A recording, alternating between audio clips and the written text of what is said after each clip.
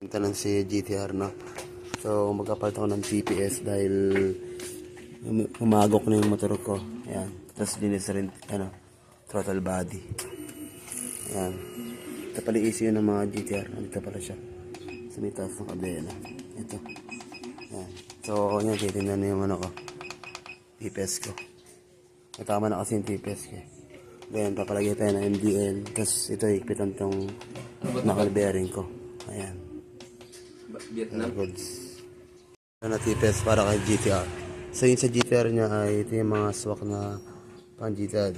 Kita nyo naman. Yan. Pang ADB saka Sonic R150 Supra. Yan.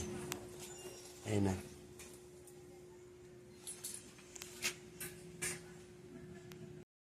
Kita nyo. Nakita yung TPS ko. Yan. Na-install na. Mga kabiyahe na.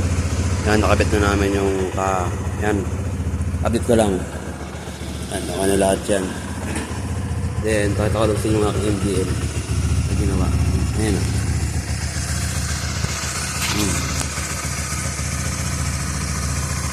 Yan. Ayan. Bali, ginawa dito. Yan. Itong dapat yung motor natin. Yan nilagay sa taas. And then, pagkatapos. Yan. Ito. Gumawa kami ng bakal. Yan. Para dito agad sa kabila. Then sa bakal, pinutasan namin para makabit yung tornilyo. Ayan. So, trabok na natin. Ayan. High. Low. Ayan. Ito yung low niya. Ayan. High.